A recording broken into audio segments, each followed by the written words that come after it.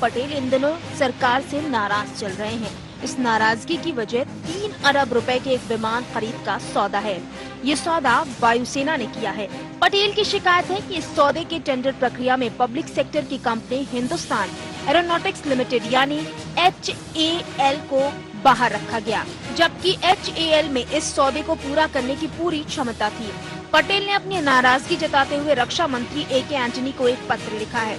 पटेल ने एंटनी को खत लिखकर पूछा है कि विमान खरीद में वायुसेना ने सार्वजनिक क्षेत्र की कंपनियों को क्यों बाहर रखा। सूत्रों की माने तो HAL जैसी कंपनियों पर पहले से ही काम का बोझ काफी ज्यादा होने की वजह से ऐसा फैसला लिया गया। सरकार इस सेक्टर में निजी कंपनियों को भी मौका देना चाहती है। इस सौदे के तहत सरकार विदेशी कंपनी से 16 एयरक्राफ्ट खरीदना चाहती है। शर्त के तहत इस कंपनी को भारत की निजी कंपनी के साथ मिलकर 40% एयरक्राफ्ट का निर्माण करना होगा। लेकिन इस मामले में बीजेपी का कहना है कि अगर भारतीय कंपनियां इस काम में सक्षम हैं, तो उन्हें मौका क्यों नहीं दिया जा रहा है? क्यों कांग्रेस हर काम के लिए विदेशी कंपनियों को ही चुनती है? देखिए, पहली बात तो एयरफोर्स में जो डील हुई है एयरक्राफ्ट खरीदने की, या उससे पहले सिविल एविएशन में जो डील हुई है एयरक्राफ्ट खरीदने की, उसमें बहुत से नियमों को ताक पर रख करके उसका उल्लंघन हुआ है। ये बार बार बात आती रही है, उसकी जांच होनी चाहिए। और अगर प्रफुल्ल पटेल जी खुद कह रहे हैं, जो पहले खुद सिविल एविएशन मिनिस्टर भी रह चुके हैं, तो अपने आप में ये बात गंभीर है। मुरादाबाद से कांग्रेस के सांसद मोहम्मद अजरुद्दीन ने भी इस बात की वकालत की है कि अगर देशी कंपनियां इन कामों में सक्षम हैं, तो हमें उन्हें मौका देना चाहिए, न कि हमें विदेशी कंपनियों पर निर्भर रहना चाहिए। तो इंडियन कंपनीज को भी मौका देना चाहिए, क्योंकि अगर इंडियन कंपनी अगर बना सकते हैं, अगर कॉम्पिटेंट है, तो मैं समझता हूँ उनको बिल्कुल पहला प्रेफरेंस देना चाहिए। क्योंकि अगर हम कहीं बाहर जाते हैं तो हम हमारी कंपनी को पहला, इंडियन कंपनी को पहला प्रेफरेंस नहीं दिया जाता, लास्ट में होता है। तो हम जब कर सकते हैं, हम अगर कोई चीज़ बना सकते हैं, तो मैं समझता हूँ कि बिल्कुल मौका देना चाहिए। विमान के इस सौदे को लेकर सरकार की मंशा पर एक बार फिर सवालिया निशान लग गया है कि आखिरकार क्यों सरकार भारतीय कंपनियों से ज्यादा विश्वास विदेशी कंपनियों पर करती है, जबकि देशी कंपनियां वो सारे काम करने में सक्षम है जिनके लिए विदेशी कंपनियों को चुना जाता है।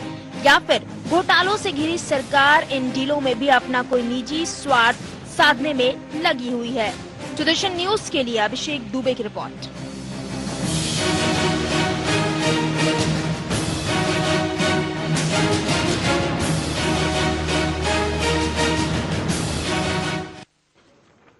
जब ये प्रश्न सरकार का एक बड़ा मंत्री उठा रहा हो, तो सवाल बहुत गंभीर हो जाता है।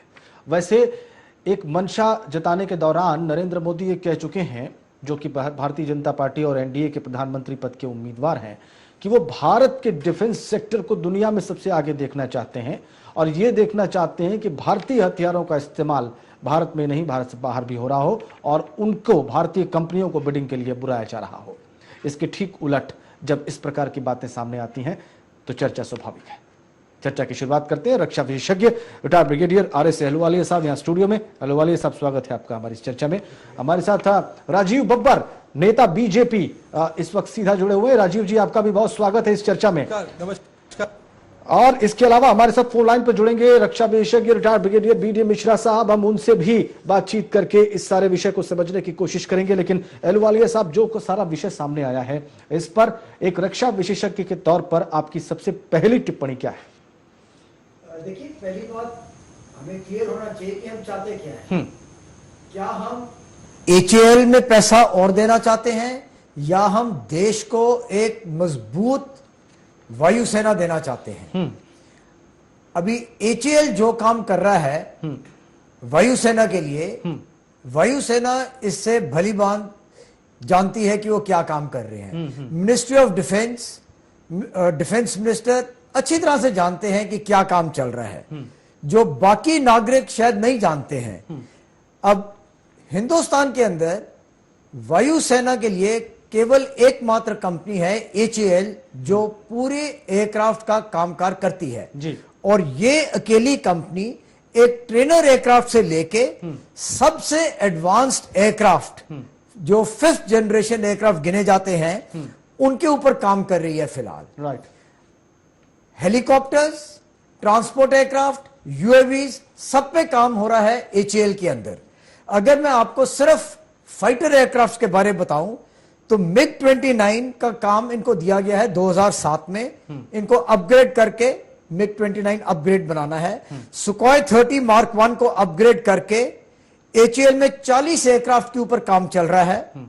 मिराज 2000 जिसका हमारे फ्रांस के साथ टाई अप है, उसका upgrade to mark 5 50 aircraft HAL के अंदर हैं। तो एचएएल के अंदर वायुसेना के लिए सिर्फ अगर मैं आपको फाइटर्स का बता रहा हूं तो इतना ज्यादा काम है कि इनका प्रोग्राम काफी पीछे चल रहा है। इन अपग्रेड के अलावा जो बेसिक ट्रेनर एयरक्राफ्ट है, बीटीए जिसको कहते हैं, उस पे काम चल रहा है और ये काम जो है 14 साल शेड्यूल से पीछे चल रहा है। इसी कारण वायुसेना ने अभी स्विस एयरक्राफ्ट प्राइमस खरीदने का कॉन्ट्रैक्ट पिछले साल दिया है जी। अगर हम इसकी कॉस्ट के ऊपर चलें तो अनुमान लगाया गया है कि जो अभी हमें एयरक्राफ्ट की कॉस्ट पड़ रही है 2011 के हिसाब से भी इस एयरक्राफ्ट की कॉस्ट तकरीबन 62% ज्यादा पड़ेगी। इन सब चीजों को ध्यान में रखते हुए एचएएल के पास इस समय एडिशनल वर्कलोड लेने के लिए क्षमता नहीं है और वायुसेना ये अच्छी तरह से जानती है। जो एयरक्राफ्ट को रिप्लेस किया जा रहा है एवरो 48, ये 40 साल पुराना एयरक्राफ्ट है। हमें इसकी बदली जल्दी चाहिए, नहीं तो वायुसेना की काम करने की क्षमता जो है उस पर डायरेक्ट असर पड़ेगा। जी जी, इसका मतलब आप ये कहना चाह रहे हैं कि एचएएल के अलावा पहली बात तो कोई दूसरी पब्लिक सेक्टर यूनिट कॉम्पिटेंट ही नहीं है, सक्षम ही नहीं है या बनाती ही नहीं है ही नहीं। और एचएएल के साथ वैसे ही बहुत भारी समस्याएं हैं, वो इस प्रकार की बोली लगाने में या इस प्रकार की कंपटीशन में उतरने के लायक ही नहीं है। और इस बात को जज किया भारतीय वायुसेना ने और 12,000 करोड़ का जो ये सौदा था उसमें इसको बुलाया नहीं। आप बिल्कुल ठीक ही कहना चाह रहे हैं अहलुवालिया साहब? बिल्कुल ठीक है। इसमें एक बात और है, जो एचएएल का काम करने का तरीका है इसमें भी बहुत ज्यादा इंप्रूवमेंट आएगी जब हम जो फॉरेन कंट्री को कॉन्ट्रैक्ट दे रहे हैं, प्लीज इसको समझने की जरूरत है। जो कॉन्ट्रैक्ट दिया गया है, अभी कॉन्ट्रैक्ट दिया नहीं गया है, सिर्फ टेंडर फ्लोट किए गए हैं 56 एयरक्राफ्ट के लिए। इसमें से जो भी विदेशी कंपनी टाई अप करती है उनको एक इंडियन कंपनी के साथ, प्राइवेट सेक्टर की कंपनी या पब्लिक सेक्टर कंपनी के साथ टाई अप करना पड़ेगा और प्रोडक्शन 56 में से 40 एयरक्राफ्ट की भारत के अंदर होगी। जो टेक्नोलॉजी है, लेटेस्ट टेक्नोलॉजी ट्रांसफर की जाएगी हमारे देश में, ना कि मैन्युफैक्चर के लिए केवल, उसके बाद मेंटेनेंस। ये पहली बार होगा कि एयरक्राफ्ट की मेंटेनेंस मैन्युफैक्चर से डिपो तक ये कंपनी करेगी लाइफ टाइम के लिए। इसके साथ अगर आप देखें तो जो टेक्नोलॉजी भारतवर्ष में आएगी, जो हमारा सेटअप होगा, जो एचएएल को कंपटीशन मिलेगा, उससे देश में बहुत ज्यादा उन्नति आएगी। ठीक है, मतलब आईएफ ने बिल्कुल सही रास्ता चुना है आपके हिसाब से और ज्यादा उनके पास विकल्प थे भी नहीं अहलुवालिया साहब। बिल्कुल ठीक है। अब इस बात को आप क्यों मुद्दा बना रहे हैं? चलिए, प्रफुल्ल पटेल ने इसको बनाया है, उनको उनकी बात की, उनकी शिकायत की जांच कर रही है डिफेंस मिनिस्ट्री और उसको जवाब दिया जाएगा। एक एंट्री ने कहा है डिफेंस मिनिस्ट्री के ऑफिशियल्स को। बात यह है कि ये फ्लोट किया गया था मई 9 को टेंडर फ्लोट होने से पहले भी सबको जानकारी थी कि वायुसेना एवरो एयरक्राफ्ट की रिप्लेसमेंट की ढूंढ में है। तो ये मुद्दा 5 महीने बाद क्यों खड़ा किया गया है? बिल्कुल। राजीव बब्बर साहब, क्या उत्तर है आपका? जी, राजीव बब्बर साहब, आप बीजेपी को प्रेजेंट कर रहे हैं। मुझे पता है बीजेपी ने सिर्फ प्रफुल्ल पटेल की हां में हां मिलाई है, लेकिन चूंकि आप प्रिंसिपल अपोजिशन हैं और हां में हां मिलाने के बाद आपकी भी जिम्मेदारी है कि आप ये बताएं कि गलत क्या हुआ इसमें। देखिए, ऐसा है कि इसमें जिस मुद्दे पे आप बात कर रहे हैं उससे इस सरकार का बेसिक कैरेक्टर समझने की जरूरत है। ये तो इस मामले में 2 मंत्री डिफरेंस ऑफ ओपिनियन है, वो सामने आए हैं, सामने दिखे हैं। लेकिन जैसे किसी अस्त्र घोड़े आए और कोई भी घोड़ा कहीं भी घूम रहा हो और मालिक को पता ही ना हो कि क्या हो रहा है, इस सरकार में सभी मामलों में सभी मंत्री ये कर रहे हैं। तो ये तो जो पॉइंट खड़ा किया है एके एंथनी साहब के लिए प्रफुल्ल साहब ने, वो इन्हीं के मंत्री हैं और उन्होंने मुद्दा खड़ा किया है कि इन्होंने ऐसा डिसीजन क्यों किया। इसमें एक तो बेसिक मुद्दा है, जैसे हमारे अभी रक्षा विशेषज्ञ बता रहे थे कि हमारी जो कंपनी है वो कैपेबल नहीं है इसको मैन्युफैक्चरिंग करने के, तो भी क्योंकि ग्लोबल मार्केट है, जानबूझ के हमारी कंपनियों को क्यों रोका गया टेंडर में पार्टिसिपेट करने के? क्योंकि टेंडर में पार्टिसिपेशन एक चीज है और टेंडर का एलोकेशन होना दूसरी चीज है। बिल्कुल ठीक। डेफिनेटली अगर कोई कंपनी टेक्निकल चीजों को नहीं कंप्लीट करेगी तो उसको टेंडर नहीं मिलने वाला, उसको ऑर्डर नहीं मिलने वाला।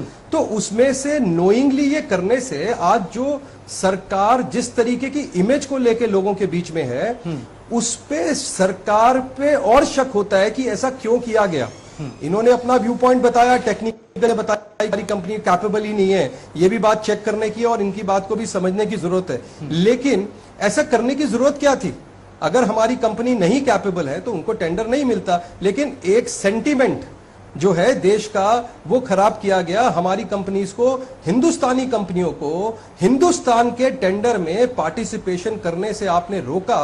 उससे जो हमारी इंटरनेशनल इमेज पे फर्क पड़ता है उसके बारे में भी सोचना चाहिए।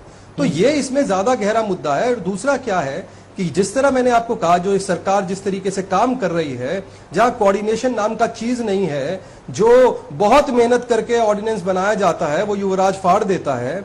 और इस तरीके का जो नाटक जो है पिछले 5 साल से यूपीए 2 का 4.5 साल से पूरा देश देख रहा है, मुझे तो लगता है ये नाटक में से एक और नाटक है, एक दृश्य है उस नाटक का जो प्रफुल्ल पटेल और एक ए.के. एंथोनी के बीच में अब हो रहा है। अहलुवालिया साहब, बात सरकार के अंदर से उठ खड़ी हुई है, बात एक मिनिस्टर उठा रहे हैं और बात सिर्फ इतनी है कि आपने मौका क्यों नहीं दिया। ठीक है, वो इन ग्राउंड्स पर रिजेक्ट कर दिए जाते एक विषय है, लेकिन मौका तो मिलना चाहिए था अहलुवालिया साहब। मौका देने में कोई हर्ज नहीं है। आप एक कॉन्सेप्ट फ्लोट कर रहे हैं, आप उसमें ले डाउन कीजिए आपको चाहिए क्या क्या। अगर एचएआई पब्लिक लिमिटेड कंपनी उसको मीट कर सकती है, आपको पता है उनकी कैपेबिलिटी क्या है, वो जो एचएएल है वो भी सरकार के नीचे आता है। बिल्कुल, सरकार को भली भांति पता है उनकी कैपेबिलिटी क्या है, ट्रैक रिकॉर्ड क्या है। अगर ठीक नहीं है उनको रिजेक्ट कर दीजिए। एज फार एज मौका मिलना चाहिए था ना, आप मौका दिया जा सकता है, उसमें कोई हर्ज नहीं है।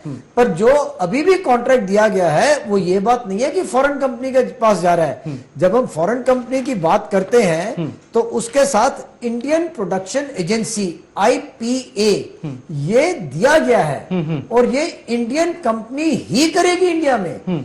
सिर्फ फर्क ये है कि ये इंडियन कंपनी प्राइवेट सेक्टर की होगी, पब्लिक सेक्टर अंडरटेकिंग की नहीं है। यही मूल सिर्फ सवाल ये है। फर्क है, यही मूल सवाल और है। अगर आप पब्लिक सेक्टर अंडरटेकिंग, दोनों इंडियन है, पैसा दोनों में ही जाएगा। नहीं। अगर आप एचएएल को भी सेक्टर यूनिट बिड करने देते हो कोई हर्ज किया। नहीं है, उनको बिड करने दो, जब उनका कैपेबिलिटी आ जाएगी। और ठीक है, आपने एक बहुत बड़ा सवाल ये भी खड़ा कर दिया है। एक तो सवाल बब्बर साहब ने जो खड़ा किया वो देश के सामने बहुत पहले से खड़ा है।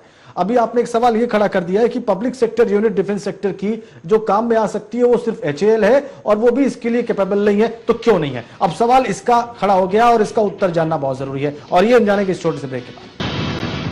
क्या बड़ा सवाल अब ये खड़ा नहीं हो गया है कि पब्लिक सेक्टर यूनिट्स जो हैं भारत की, जो सरकारी कंपनियां हैं, वो कैपेबल नहीं है, वो सक्षम नहीं है, और ये बात स्वीकार कर ली है भारत सरकार के रक्षा मंत्रालय ने और भारत की सेनाओं ने, वायुसेना हो, रक्षा थल सेना हो या फिर नौसेना हो, क्या कैपेबल नहीं है? इस सवाल का उत्तर क्या है आपके पास? जैसे मैंने पहले कहा था, हम चाहते क्या है, हम अपने देश को मजबूत करना चाहते हैं, डेवलपमेंट चाहते हैं। PSUs क्यों बनाए गए थे? ये इंडिपेंडेंस के बाद बनाए गए थे क्योंकि प्राइवेट सेक्टर देश में था ही नहीं। आज ये सिचुएशन चेंज हो चुकी है। हमारा प्राइवेट सेक्टर जो है उनके पास धन भी है, उनके पास जानकारी भी है, उनके पास अवेयरनेस भी है कि वो कैसे कर सकते हैं। हम क्यों ना और कंपटीशन देश के अंदर लाएं जिसके साथ प्राइवेट सेक्टर भी बढ़े और पब्लिक सेक्टर भी बढ़े। पब्लिक सेक्टर आज मोनोपोली में है, उनके पास कोई कंपटीशन नहीं है। अगर वायुसेना उनको कॉन्ट्रैक्ट देती है तो वो अड़ गई है, उधर कुछ नहीं कर सकती। अगर आपके पास एक और देश में कंपनी बन जाए, चाहे वो प्राइवेट सेक्टर हो, अगर वो अच्छा काम कर सकती है तो क्यों ना करें। अगर आप इंटरनेशनली देखें तो कोई भी सरकारी गवर्नमेंट प्रोडक्शन में नहीं जा रही है। आप यूएस की इंडस्ट्री देख लें, फ्रांस की देख लें, इटली की देख लें, स्विट्जरलैंड की देख लें, जहां भी है प्राइवेट सेक्टर मैन्युफैक्चरिंग में जा रहा है क्योंकि प्राइवेट सेक्टर में काबिलियत ज्यादा है, मैन्युफैक्चर करने के लिए वो ठीक है, प्रॉफिट इसी लॉस पॉइंट ज्यादा पर सवाल देखती पूछते है। हैं। एक तो सवाल यहां से अपने आप उपजता है कि भारत की कौन सी प्राइवेट सेक्टर यूनिट अच्छा कर रही है इस संदर्भ में, लेकिन पहले इसका उत्तर ले लें राजीव बब्बर साहब से। राजीव बब्बर साहब, सारी बात ठीक है, अभी आपने सारा एनालिसिस सुना, किसी भी देश की पब्लिक सेक्टर यूनिट हथियार नहीं बना रही है, बड़े बड़े प्लेन्स नहीं बना रही है, ट्रांसपोर्ट प्लेन्स नहीं बना रही है, तो इसमें सिर्फ भारत की कंपनी का क्या दोष है? एक सवाल तो यह है। दूसरा सवाल यह है कि क्यों, आपको क्या लगता है, क्यों HAL कैपेबल नहीं है, सक्षम नहीं है? देखिए, ऐसा है कि जो इन्होंने बात कही कि HAL कैपेबल नहीं है, इससे ये चीज तो समझ में आ रही है कि सरकार ने जो HAL को कैपेबल करने के लिए जो भी एफर्ट करने थे पिछले 10 सालों में नहीं किए, वो एक कारण है। लेकिन मैं फिर आपको इस पे एक बेसिक मुद्दे पे ले जाना चाह रहा हूँ। जैसे कि हमारे देश के जो भारतीय जनता पार्टी के, जिनको हमने प्रधानमंत्री का उम्मीदवार घोषित किया, नरेंद्र मोदी जी, उन्होंने भी एक अपना विजन दिया कि वो भारत के डिफेंस को और भारत की डिफेंस कंपनियों को इतना मजबूत करना चाहते हैं कि हम शस्त्रों का एक्सपोर्ट भी कर सके। बिल्कुल, विजन उन्होंने क्रिएट किया। हाँ, इसमें बहुत जरूरी है, जैसे मैं आपको बताता हूं, मान लो कहीं किसी देश में ओलंपिक होता है तो 2-3 साल पहले हर जगह पे ब्रांडिंग, उसका नाम, पोस्टर, स्टिकर से एक माहौल क्रिएट होता है और उसके बाद वो खेल होता है। जी। मेरा इसमें जो बेसिक मुद्दा है वो ये है कि हमारी जो कंपनीज हैं जो बहुत अच्छे शस्त्र बना सकती हैं, उनको इस टेंडर में रोकने से सरकार ने एक मैसेज दिया है, जिससे कि हमारी पब्लिक सेक्टर आता हूं मैं, आज कुछ तकनीकी वजह है, मैं आपके पास वापस आ रहा हूं, कुछ क्षणों में वापस आ रहा हूं राजीव बब्बर साहब, लेकिन आपने अपना पॉइंट रखा है वेलुवाले साहब। एक बात इसी हम बार बार बोल रहे हैं कि इनमें क्षमता नहीं है। मैं इसको थोड़ा करेक्ट करना चाहूंगा। मैं कहूंगा जो इनकी कैपेसिटी है वो फुली यूटिलाइज हो रही है। कैपेबिलिटी की बात नहीं है, कैपेसिटी नहीं है। कैपेबिलिटी और कैपेसिटी में अंतर होता है। बिल्कुल बिल्कुल बिल्कुल, ठीक है ना। इनकी जो भी कैपेसिटी है वो इस टाइम पे पूरी फुल है। अगर हम इनको और काम देना चाहते हैं तो इनको इंफ्रास्ट्रक्चर अलग से डेवलप करना पड़ेगा, जिसमें टाइम लगेगा।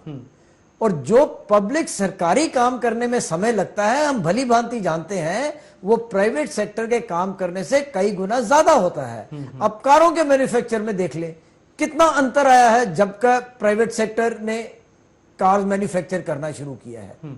उसी तरह से, और बीजेपी ने भी अपने मैनिफेस्टो में कहा है कि हम चाहते हैं कि हमारे देश में क्षमता हो हथियार एक्सपोर्ट करने के लिए।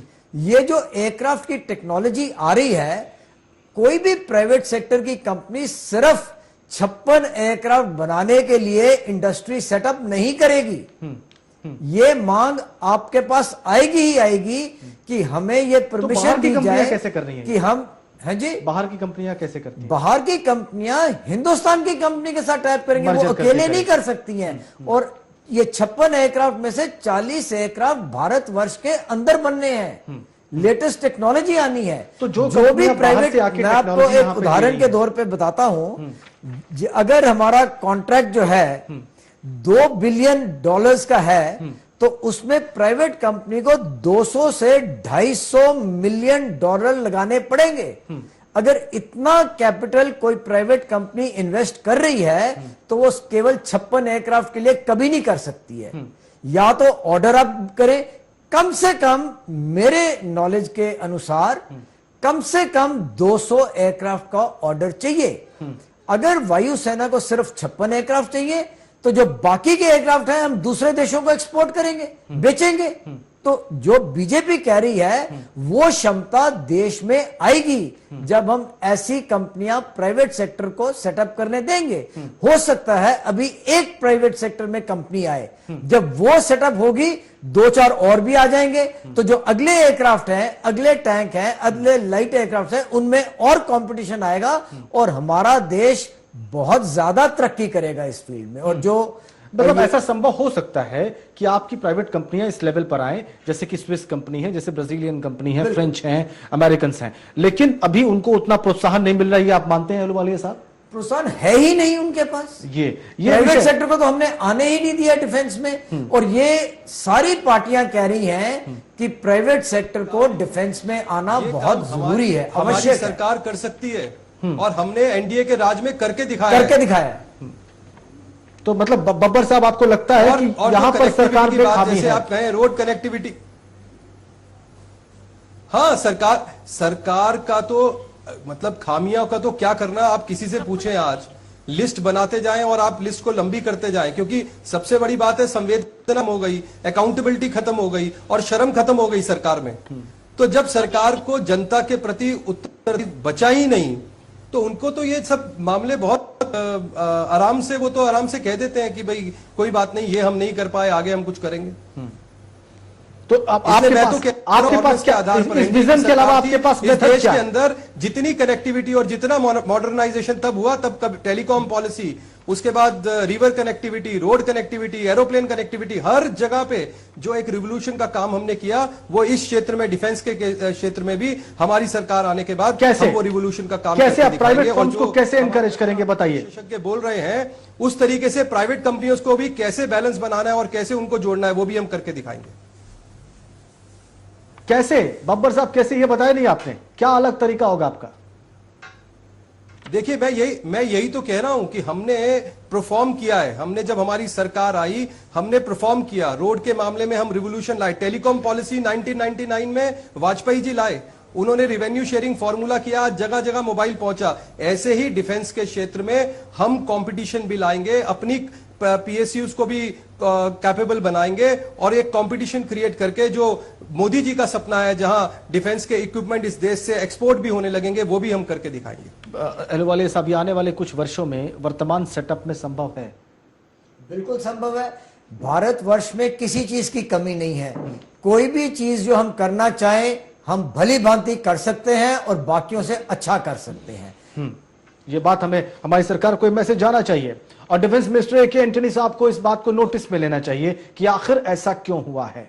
हमारी पूरी सरकार को इस बारे में समझना चाहिए, सोचना चाहिए, मंथन करना चाहिए कि ऐसी स्थिति क्यों बनी कि अगर आपको किसी प्राइवेट फर्म की टेक्नोलॉजी लेनी है तो वो भारत में क्यों नहीं है, वो भारत के अंदर क्यों नहीं चीजें बन रही हैं। इस बारे में बहुत गहरे विचार विमर्श की जरूरत है। और आज आप स्टूडियो में आए अहलुवालिया साहब, बड़ी विस्तार में आपने सब चीज पर रोशनी डाली और टेक्निकल चीजें भी हमें समझाई। बहुत धन्यवाद आपका स्टूडियो में आने के लिए, और बहुत धन्यवाद राजीव बब्बर साहब इस चर्चा में शामिल होने के लिए। सवाल सरकार के अंदर से खड़े हुए हैं, इसलिए ये उत्तर सरकार को ढूंढना होगा और बहुत जल्दी ढूंढना होगा, अन्यथा उनकी मुसीबतें, उनकी समस्याएं और बढ़ सकती हैं। जय